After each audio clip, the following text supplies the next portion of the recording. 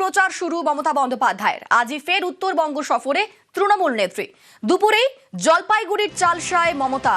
উত্তরের জেলায় জেলায় নির্বাচনী প্রচারে তৃণমূল নেত্রী। আমাদের সঙ্গে রয়েছেন প্রতিনিধি আবির। আবির, ঠিক কিরকম কর্মসূচি রয়েছে তৃণমূল নেত্রীর এবং এবারে নির্বাচনে উত্তরবঙ্গ কতটা গুরুত্বপূর্ণ? এবং উত্তরবঙ্গ অবশ্যই গুরুত্বপূর্ণ। তার কারণ হচ্ছে যে 2019 থেকে টানা 2024-এর লোকসভা পর্যন্ত উত্তরবঙ্গের বিভিন্ন জায়গাতে ফল ভালো করছে হচ্ছে বিজেপি। যদিও 2024-এর লোকসভায় উত্তরের কোচবিহার আসন তৃণমূল কংগ্রেস জিতে নেয়। আমরা দেখেছি যে ধূপগুড়ি উপনির্বাচন, মাদারিহাটের উপনির্বাচন, একেবারে উত্তরের এই জায়গাগুলোতে সেখানে উপনির্বাচনে যদিও তৃণমূল কংগ্রেস ফল ভালো করেছিল। যদি উপনির্বাচন আর সাধারণ নির্বাচনের মধ্যে যদি ফারাক রয়েছে, ফলে উত্তরের নির্বাচনকে কেন্দ্র করে যে কোনো রাজনৈতিক দলই তাদের যে প্রচার বা তাদের যে কৌশল সেটা আলাদাভাবে তারা সাজিয়ে ফেলে। সেদিক থেকে দেখতে গেলে আর কি উত্তর থেকেই মমতা বন্দ্যোপাধ্যায় তার যে নির্বাচনী প্রচার তা তিনি শুরু করতে চলেছেন। আজকে তিনি পৌঁছবেন হচ্ছে দুপুরের দিকে এবং তিনি পৌঁছে যাবেন হচ্ছে চালসার কাছে হচ্ছে জ্যোতি আশ্রম চার্চে। এই জায়গাটি নাগরাকাটা বিধানসভার কাছের একটি জায়গাতে এবং তুমি জানো যে এই নাগরাকাটাতেই গত বছরে আমরা অক্টোবর মাসে দেখেছিলাম যে ভয়ঙ্কর প্রাকৃতিক দুর্যোগের কারণে কি পরিস্থিতি সেখানে তৈরি হয়েছিল এবং পরবর্তী সময় সেখানে ত্রাণ শিবির তৈরি করা, ত্রাণ দিতে দেওয়ার জন্য দুর্গম জায়গাতেও মমতা বন্দ্যোপাধ্যায় গিয়েছিলেন। আবার এখানে একটি অশান্তির ঘটনাও ঘটেছিল খগেন এবং শঙ্কর ঘোষের সাথে, এবং তা নিয়ে হচ্ছে বিজেপির তরফ থেকে পাল্টা জোরদার রাজনৈতিক প্রচার শুরু করা হয়েছিল। তো সেখানকার যারা মূলত যারা বাসিন্দারা যারা রয়েছেন, বিশেষত যারা বিশিষ্ট, তাদের সঙ্গে দেখা করার কথা রয়েছে। তৃতীয়ত তিনি আগামীকাল থেকে পুরোদস্তুর একদম নির্বাচনী জনসভা শুরু করতে চলেছেন, সেটিও উত্তরে। আগামীকাল তার প্রথম সভা রয়েছে ময়নাগুড়িতে, দ্বিতীয় সভা রয়েছে ডাবগ্রাম ফুলবাড়িতে এবং তৃতীয় সভা রয়েছে মাটিগাড়া নকশালবাড়িতে। ময়নাগুড়ি এটাও খুব গুরুত্বপূর্ণ। 2024-এর লোকসভা নির্বাচনের আগে ভয়ঙ্কর ঘূর্ণিঝড় ক্ষতিগ্রস্ত হয়, তখনও তিনি প্রচারের আগেই তিনি সেখানে ছুটে গিয়েছিলেন। আবার গত বছর অক্টোবর মাসে যখন ভয়ঙ্কর প্রাকৃতিক দুর্যোগ হয়, ডুয়ার্সের যে কতগুলি জায়গা সব থেকে বেশি ক্ষতিগ্রস্ত হয়েছিল, ময়নাগুড়ি তার মধ্যে অন্যতম। এবং সেখানে এবারে তৃণমূল কংগ্রেসের তরফ থেকে নতুন প্রার্থীকে দাঁড় করানো হয়েছে এবং তৃণমূল কংগ্রেস প্রথম থেকে এই জায়গাতে পাশাপাশি বার্তা দেওয়ার চেষ্টা করেছে, সেদিক থেকে এটি গুরুত্বপূর্ণ। ডাবগ্রাম ফুলবাড়ি বরাবর সেখানে বিপুল ভোটের ব্যবধানে তৃণমূল কংগ্রেস সাম্প্রতিক সময় পিছিয়ে পড়ছে এবং সেখানে প্রার্থী বদল করা হয়েছে এবং নতুন যাকে প্রার্থী বদল করে নতুন মুখকে নিয়ে আসা হয়েছে, তিনি এখানে পরিচিত এবং বিজেপি প্রার্থীর সঙ্গে তার একটি অন্য ধরনের যে সম্পর্কের যে চর্চা, আত্মীয়তা, তা নিয়ে গত কয়েকদিন ধরে চলছে। এবং তৃতীয়ত হচ্ছে যে মাটিগাড়া নকশালবাড়ি, একদম শিলিগুড়ি থেকে এবং পাহাড়ের কাছাকাছি একটি জায়গা, চা বলয় সেখানে অনেকটা রয়েছে, আদিবাসী ভোট সেখানে অনেকটা ফ্যাক্টর রয়েছে। সেই জায়গাতেও তিনি সভা করবেন এবং তারপর থেকে তিনি দক্ষিণবঙ্গে তার প্রচার কর্মসূচি শুরু করতে চলেছেন। ধন্যবাদ আবির।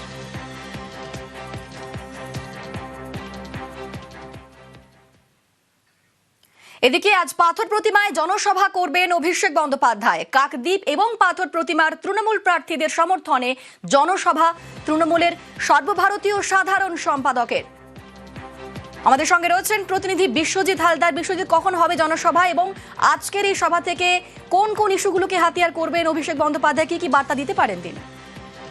হ্যাঁ, দেখো, আজ অর্থাৎ মঙ্গলবার একেবারে দুপুর 2টোর সময় তিনি এই পাথর প্রতিমা বিধানসভা যে কলেজ ময়দান রয়েছে সেই কলেজ ময়দানে কিন্তু হেলিকপ্টারে করে অবতরণ করবেন এবং এই অভিষেক বন্দ্যোপাধ্যায়ের এই যে জনসভাকে ঘিরে কিন্তু কাকদ্বীপ, সাগর, পাথর প্রতিমা এই 3টি বিধানসভার মানুষ কিন্তু সেখানে জমায়েত হতে চলেছে এবং সর্বোপরি যে বিজেপির যে পরিবর্তন যাত্রা সেইটা কিন্তু পাথর প্রতিমা এই সমস্ত অঞ্চল থেকে হয়েছিল এবং সেই পরিবর্তন যাত্রার পরবর্তী সময়ে কি বার্তা দেন অভিষেক বন্দ্যোপাধ্যায়। এবং তার পাশাপাশি তুমি জানো গঙ্গাসাগর ব্রিজ, তার কাজ কিন্তু ইতিমধ্যেই চলছে। সেই সমস্ত বার্তা নিয়ে তিনি কি আজকের বার্তা দেন তা নিয়ে কিন্তু এই মুহূর্তে একেবারে প্রস্তুতি কিন্তু চরম পর্যায়ে প্রস্তুতি চলছে। কয়েকদিন আগে বৃষ্টি হয়ে গিয়েছিল, মাঠ ভিজে দিত, তারপরেও এই মুহূর্তে কিন্তু প্রস্তুতি একেবারে শেষ পর্যায়ে এসে পৌঁছেছে এবং দ্বীপাঞ্চল থেকে প্রচুর মানুষ কিন্তু আসতে চলেছে। প্রায় 40,000 মানুষ এই জনসভায় যোগ দিতে পারে এমনটাই কিন্তু জানানো যাচ্ছে দলের তরফ থেকে। ধন্যবাদ বিশ্বজিৎ। ভোটের বাংলায় নীতিন নবীন দুদিনের সফর। আজ রাজ্যে বিজেপির সর্বভারতীয় সভাপতি। কলকাতায় এসেই তার দফায় দফায় বৈঠক রয়েছে, একাধিক কর্মসূচি রয়েছে। ঠিক কি কর্মসূচি রয়েছে আমাদের সঙ্গে রয়েছেন প্রতিনিধি সুস্মিতা। সুস্মিতা, কি খবর? দেখো, বিজেপির সর্বভারতীয় সভাপতি নীতিন নবীন তিনি দুদিনের বঙ্গ সফরে আজ কলকাতায় আসছেন এবং ইতিমধ্যেই তিনি কলকাতা বিমানবন্দরে তার বিমান অবতরণ করেছে। আর কিছুক্ষণের মধ্যেই তিনি রাজারহাটের পাঁচতারা হোটেলে প্রবেশ করবেন। আজকে গোটা দিন জুড়ে তার প্রকাশ্য জনসভা কিংবা প্রকাশ্য র্যালি না থাকলেও একাধিক বৈঠকের কথা রয়েছে রাজারহাটের হোটেলে এবং সেখানে প্রথম দফায় তিনি বেলা 11টায় কলকাতা শহরতলি, কলকাতা মহানগরী এবং হুগলি অর্থাৎ কলকাতা সংলগ্ন যে সমস্ত বিজেপির সাংগঠনিক জেলা রয়েছে এবং কলকাতা শহর সেই সাংগঠনিক জেলাগুলির সঙ্গে বৈঠক সারবেন। দ্বিতীয় দফায় রাজ্যের আইটি সেল এবং কল সেন্টার টিমের সঙ্গে সাক্ষাৎ সারবেন বৈঠক। তৃতীয় দফায় রাজ্যের সোশ্যাল মিডিয়া এবং ন্যারেটিভ টিমের সঙ্গে সাক্ষাৎ করে আলোচনা করবেন নীতিন নবীন এবং সন্ধ্যে নাগাদ তিনি কেন্দ্রীয় মন্ত্রী, কেন্দ্রীয় নেতৃত্ব এবং বিভাগ প্রবাসী এবং রাজ্যের শীর্ষস্থানীয় নেতৃত্ব, রাজ্যের কোর কমিটির গুরুত্বপূর্ণ সদস্য তাদের সঙ্গে বৈঠক সারবেন। নীতিন নবীনের সঙ্গে আজকে গোটা দিন ধরে বৈঠকে উপস্থিত থাকবেন রাজ্য বিধানসভার বিরোধী দলনেতা শুভেন্দু অধিকারী, সুকান্ত মজুমদার এবং শ্রমিক ভট্টাচার্য। রাজ্যের শীর্ষস্থানীয় নেতৃত্ব যেমন উপস্থিত থাকবেন, তার পাশাপাশি যারা বিভাগীয় প্রবাসী রয়েছেন তারা উপস্থিত থাকবেন, জোন ইনচার্জরা উপস্থিত থাকবেন। সুতরাং মনে করা হচ্ছে যে বিধানসভা নির্বাচনের আগে আগামী দিনের পথপ্রদর্শক হিসেবে যে সমস্ত নীতি নির্ধারণ সেটি আজকের সাংগঠনিক বৈঠক থেকে নির্ধারিত করে দিতে পারেন নীতিন নবীন রাজ্য বিজেপি নেতৃত্বের কাছে। ধন্যবাদ সুস্মিতা। প্রার্থী আর কার্যকর্তার সঙ্গে বৈঠক আছে। উনি তো বারবার আসছেন, উত্তর বাংলায় এসছেন, দক্ষিণ বাংলায় এসছেন। এখানকার যে নির্বাচনে পার্টিকে ক্ষমতায় আনার জন্য নিজের সামনে থেকে নেতৃত্ব দিচ্ছেন আমাদেরকে।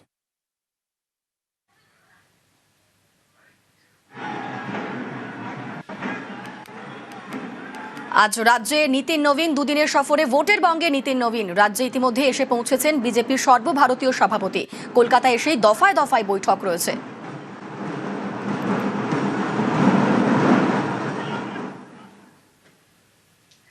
ভোটের বাংলায় ফের গরম ভাঙড়। রবিবার রাতে দেওয়াল দখল নিয়ে আইএসএফ তৃণমূল সংঘর্ষ। ভাঙড়ে এবার তৃণমূল প্রার্থী শওকত মোল্লা, তাঁর লড়াই আইএসএফ এর নওশাদ সিদ্দিকীর বিরুদ্ধে। শওকতের ছেড়ে আসা ক্যানিং পূর্ব আসনে আইএসএফ প্রার্থী করল আরাবুল ইসলামকে।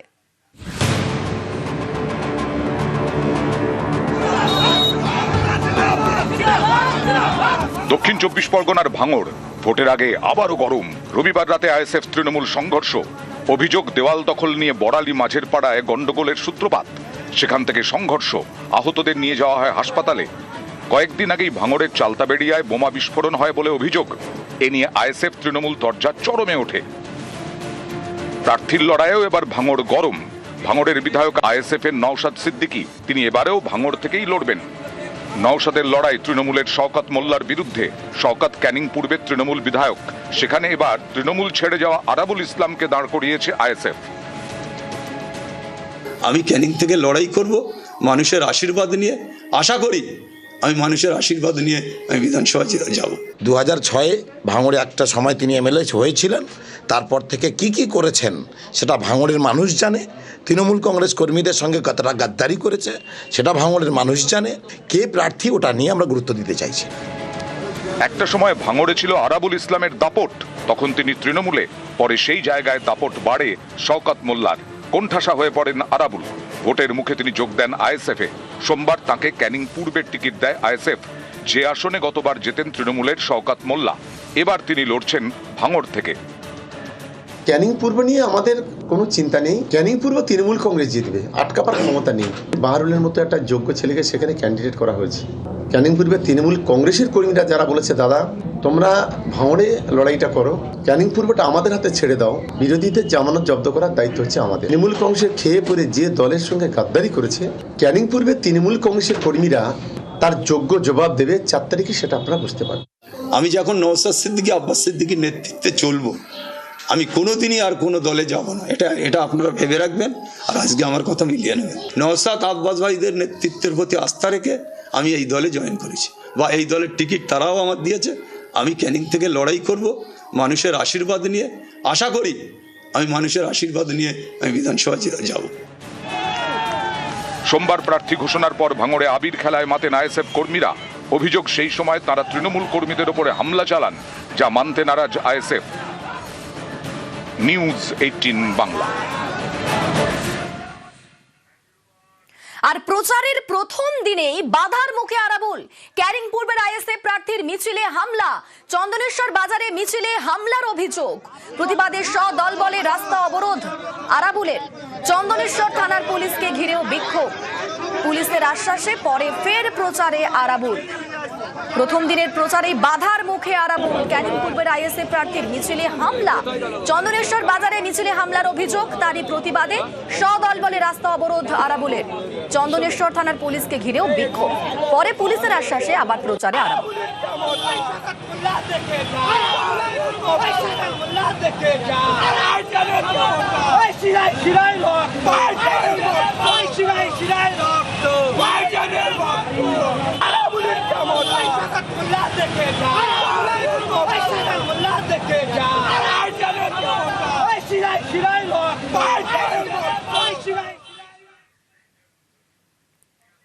ভাঙড়ে আইএসএফ এর বিক্ষোভের মুখে শওকত মোল্লা।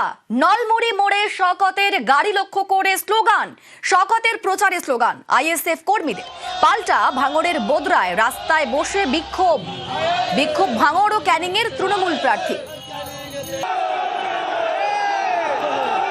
যে ছবি দেখছেন, ভাঙড়ে আইএসএফ এর বিক্ষোভের মুখে শওকত মোল্লা। নলমুড়ি মোড়ে শওকতের গাড়ি লক্ষ্য করে স্লোগান। শওকতের প্রচারে স্লোগান আইএসএফ কর্মীদের।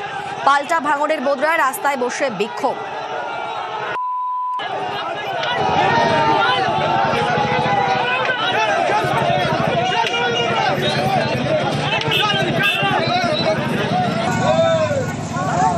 আরে অ্যাম্বুলেন্স আছে, কারা রিলিজে যতক্ষণ না আসবে। সুপ্রিম কোর্টে আজ রাজ্যের জোড়া মামলা। প্রধান বিচারপতির বেঞ্চে ফের এসআইআর শুনানি। এসআইআর মামলায় শেষ শুনানির পর ভোট ঘোষণা। মাঝরাতে প্রকাশ প্রথম সাপ্লিমেন্টারি তালিকা। সুপ্রিম নির্দেশে তৈরি হয়েছে ট্রাইব্যুনালও। অ্যাডজুডিকেশনে থাকা অধিকাংশ নামের নিষ্পত্তি বাকি। সেই নামের নিষ্পত্তি কবে তা নিয়ে তো প্রশ্ন রয়েছে। আজ প্রধান বিচারপতির বেঞ্চে ফের এসআইআর শুনানি। আমাদের সঙ্গে সরাসরি রয়েছেন প্রতিনিধি মৈত্রেয়ী। সুপ্রিম নির্দেশে ট্রাইব্যুনাল গঠন হয়েছে, কিন্তু সেই ট্রাইব্যুনালের কাজ এখনো শুরু হয়নি। সেক্ষেত্রে আজকে এই এসআইআর মামলাতে কি কি বিষয়, কি কি সওয়াল হতে পারে? দেখো, আজকের এসআইআর মামলাতে সবথেকে বড় যে প্রশ্নটা উঠে আসবে সেটা হচ্ছে যে ইতিমধ্যেই সাপ্লিমেন্টারি তালিকা প্রকাশিত হয়েছে এবং সেই সাপ্লিমেন্টারি তালিকায় বেশ কিছু নাম বাদ গিয়েছে। এবার যে সমস্ত ভোটারদের নাম বাদ গিয়েছে তারা এবার ট্রাইব্যুনালে যোগাযোগ করতে পারবেন, যাতে তাদের নাম, তারা বৈধ ভোটার কিনা সেক্ষেত্রে তারা তাদের যে যুক্তি সেটা দেবেন এবং ট্রাইব্যুনাল সেটা বিচার করে দেখবে। এবার মূল প্রশ্নটা হচ্ছে যে এখনো পর্যন্ত যে অ্যাডজুডিকেশনের লিস্ট ক্লিয়ার হয়েছে তার সংখ্যাটা 50% কাছাকাছি, অর্থাৎ 60 লক্ষেরও বেশি অ্যাডজুডিকেশন লিস্টে ছিল এবং 29 লাখের কাছাকাছি ক্লিয়ার হয়েছে প্রথম সাপ্লিমেন্টারি তালিকায়। ফলে এখনও অর্ধেক বা তার কিছুটা বেশি অ্যাডজুডিকেশন লিস্ট এখনও ক্লিয়ার হওয়া বাকি আছে। এই অ্যাডজুডিকেশন লিস্ট ক্লিয়ার হবে এবং তারপরে যাদের নাম বাদ যাচ্ছে তারা ট্রাইব্যুনালে যাবে। ফলে এই গোটা প্রসেসটাতে বেশ কিছুটা সময় দরকার। কিন্তু এদিকে নির্বাচন ঘোষণা হয়ে গিয়েছে এবং প্রথম পর্যায়ের যে নির্বাচন তার নমিনেশনের জমা দেওয়ার শেষ তারিখ এপ্রিলের প্রথম সপ্তাহে। ফলে সেক্ষেত্রে দাঁড়িয়ে হাতে সময়ও খুব কম। এই পরিস্থিতির মধ্যে দাঁড়িয়ে সাপ্লিমেন্টারি পুরো যে তালিকা রয়েছে, অর্থাৎ যে পুরো অ্যাডজুডিকেশন তালিকা সেটা ক্লিয়ার করা এবং ট্রাইব্যুনালে যারা যাচ্ছেন তাদের মধ্যে বৈধ ভোটার খুঁজে বের করা, সেই গোটা প্রসেসটা কিভাবে করা সম্ভব হবে সেটা সবথেকে বড় প্রশ্ন এবং আজকের সওয়াল জবাবে সেই বিষয়টা উঠে আসতে পারে। তার কারণ দেখো, বারবার করে যে বিষয়টাকে গুরুত্ব দেওয়া হচ্ছে যাতে কোনো বৈধ ভোটার বাদ না যান। ফলে এই যে প্রাথমিক তালিকা বেরিয়েছে, যে সাপ্লিমেন্টারি তালিকা, তার মধ্যে অ্যাডজুডিকেশন হওয়া যে লোকেদের নাম বাদ গেছে তার মধ্যে কোনো বৈধ ভোটার থাকতেই পারেন এবং সেই বৈধ ভোটারের অধিকার রয়েছে ভোট দেওয়ার। ফলে তাকে বাদ দিয়ে কিভাবে নির্বাচন সম্পন্ন হতে পারে এবং সেক্ষেত্রে দাঁড়িয়ে সর্বোচ্চ আদালতের তরফ থেকেই বা নতুন কোন দিশা বের করা হয়, সেটাই কিন্তু আজকের শুনানির সবথেকে গুরুত্বপূর্ণ দিক। ফলে আজকে দেখার যে প্রধান বিচারপতির বেঞ্চ কোন দিকে এই শুনানিটা নিয়ে যায় এবং তাদের তরফ থেকে কি কি নির্দেশ আসে এই প্রসেসটাকে আরো বেশি সিম্পলিফাই করার জন্য। অনিন্দিত, ধন্যবাদ মৈত্রেয়ী, নজর থাক।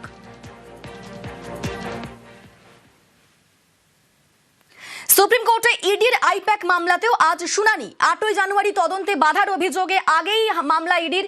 রাজ্য সহ একাধিক পক্ষের বিরুদ্ধে মামলা এনফোর্সমেন্ট ডিরেক্টরের মামলায় আজ ফের শুনানি। আগের শুনানিতে মামলার গ্রহণযোগ্যতা নিয়ে প্রশ্ন রাজ্যের। সুপ্রিম কোর্টে ইডির আইপ্যাক মামলাতেও আজ শুনানি। 8ই জানুয়ারি তদন্তে বাধার অভিযোগে আগেই মামলা ইডির। রাজ্য সহ একাধিক পক্ষের বিরুদ্ধে মামলা এনফোর্সমেন্ট ডিরেক্টরেট। সেই মামলায় আজ ফের শুনানি।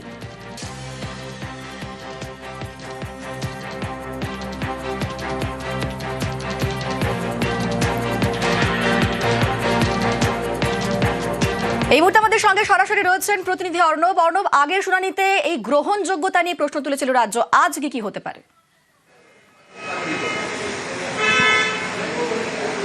দেখো, নির্দিষ্ট করে বললে গ্রহণযোগ্যতা এই প্রশ্নে যে বেঞ্চে মামলাটির শুনানি চলছে সেটি 2 বিচারপতির বেঞ্চ। 16 নম্বর আদালত কক্ষ সুপ্রিম কোর্টের বিচারপতি প্রশান্ত কুমার মিশ্র এবং বিচারপতি NV আঞ্জুরিয়া। কিন্তু এই যৌথ বেঞ্চ, যেটা সুপ্রিম কোর্টের কার্যত রেগুলার বেঞ্চ, সেই বেঞ্চে আইপ্যাকের অফিসে ইডির যে অভিযান সেই মামলার শুনানি হতে পারে না। এই ছিল রাজ্যের তরফে শ্যাম দেওয়ান তার আর্গুমেন্ট, অর্থাৎ তার শুনানি। তার পেছনে যুক্তি কী ছিল? তার যুক্তি ছিল এই যে ইডি আলাদা কোনো অটোনমাস বডি নয়, ইডি কেন্দ্রীয় সরকারের অর্থ মন্ত্রকের নিয়ন্ত্রণাধীন একটি সংস্থা। কাজেই ইডি কার্যত কেন্দ্রেরই একটি উইং। কাজেই এই কেন্দ্রের উইংয়ের সঙ্গে যখন রাজ্যের, এক্ষেত্রে সরাসরি মুখ্যমন্ত্রী, রাজ্যের ডিজিপি, রাজ্যের সঙ্গে কেন্দ্রের সরাসরি একটা কনফ্লিক্ট বা একটা সংঘাতের পরিস্থিতি তৈরি হয়েছে, সেখানে সাংবিধানিক ব্যাখ্যার প্রয়োজন। এবং সাংবিধানিক ব্যাখ্যার যে মামলায় প্রয়োজন হয় সেই সাংবিধানিক ব্যাখ্যা কখনো সুপ্রিম কোর্টের এই 2 বিচারপতির বেঞ্চ থেকে আসতে পারে না। তার জন্য সুপ্রিম কোর্টের একটা সাংবিধানিক বেঞ্চ গঠন করে এই আইপ্যাক ইডি মামলার শুনানি হওয়াই দস্তুর, এবং সেক্ষেত্রে 5 বিচারপতি সাংবিধানিক বেঞ্চে মামলাটা পাঠানো হোক, এই ছিল রাজ্যের আবেদনের শুনানি। এবং রাজ্যের বেশ, আজ কি হয় সেদিকেই নজর থাকছে। ধন্যবাদ অর্ণব।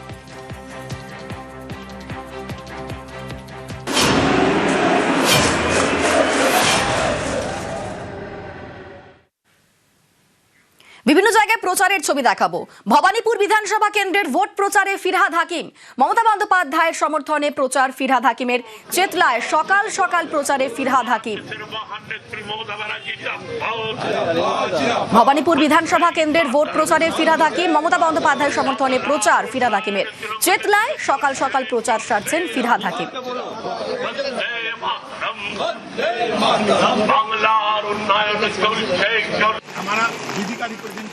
বৃষ্টিতে ছাতা নিয়েই চা বাগানে প্রচারে মাটিগাড়া নকশালবাড়ি বিধানসভা তৃণমূল প্রার্থী। মাটিগাড়া নকশালবাড়ি বিধানসভা কেন্দ্রে তৃণমূল প্রার্থী শঙ্কর মালাকার। 7 সকালে বাগডোগরার ত্রিহানা চা বাগানে প্রচার। উন্নয়নকে সামনে রেখেই প্রচারে তৃণমূল প্রার্থী। জয় নিয়ে নিশ্চিত মাটিগাড়া নকশালবাড়ি বিধানসভা কেন্দ্রে তৃণমূল প্রার্থী।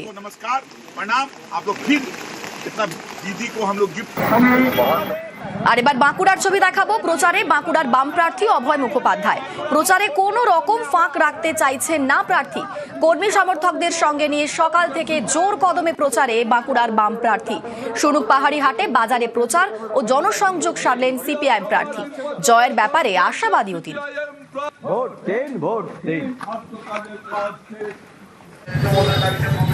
জোর কদমে প্রচার বসিরহাট দক্ষিণের সিপিআইএম প্রার্থী আইনুল আহমেদের। বসিরহাট নতুন বাজার থেকে প্রচার শুরু প্রার্থীর। কর্মী সমর্থকদের নিয়ে মাছের বাজার, সবজি বাজারে প্রচার। ক্রেতা ও বিক্রেতাদের সঙ্গে কথা বলে তাদের অভিযোগও শুনলেন সিপিআইএম প্রার্থী আইনুল আহমেদ। প্রচারে পূর্বস্থলী দক্ষিণ বিধানসভা তৃণমূল প্রার্থী। উন্নয়নকে সামনে রেখে প্রচারে প্রার্থী স্বপন দেবনাথ। হাসপাতালে গিয়ে রোগী এবং রোগীর আত্মীয়দের সঙ্গে কথা বললেন প্রার্থী।